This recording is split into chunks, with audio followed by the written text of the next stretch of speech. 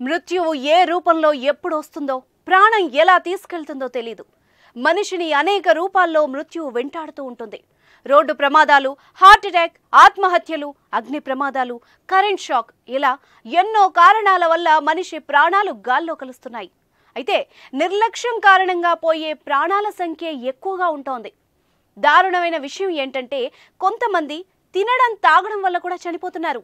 ఈ మధ్యనే new year సందర్భంగా పార్టీ చేసుకున్న ఇద్దరు స్నేహితులు, అందులో ఒకరికి చికెన్ ముక్క గొంతులో ఇరుక్కొని కొద్ది క్షణాల్లోనే చనిపోయిన ఘటన వెలుగు చూసింది.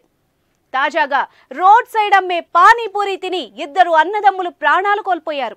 ఈ విషాద ఘటన ఏలూరు జిల్లాలో చోటు చేసుకుంది. పూర్తి వివరాల్లోకి వెళ్తే, గజం కేవలం 23,000 రూపాయలతో 165 గజాల భూమి కేవలం 38 లక్షలు మాత్రమే. సాధారణంగా చాలా మంది స్ట్రీట్ ఫుడ్ అంటే తెగ ఇష్టపడుతూ ఉంటారు. ముఖ్యంగా రోడ్ సైడ్ దొరికే స్ట్రీట్ ఫుడ్ బజ్జీలు, గారెలు, పావుబాజీ, పానీపూరి అంటే చాలా మంది తెగ ఇష్టపడుతూ ఉంటారు. అయితే పానీపూరి చిన్న పెద్ద అనే తేడా లేకుండా ఎంతో మంది తెగ లాగించేస్తూ ఉంటారు.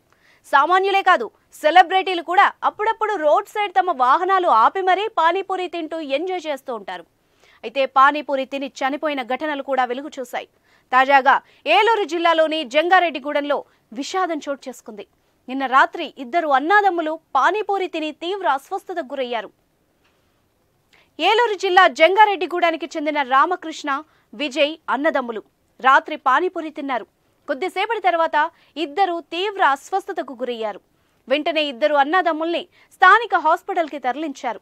హాస్పిటల్లో చికిత్స పొందుతూ ఇద్దరు అన్నాదమ్ముళ్ళు కన్నుమూసినట్టు వైద్యులు తెలిపారు.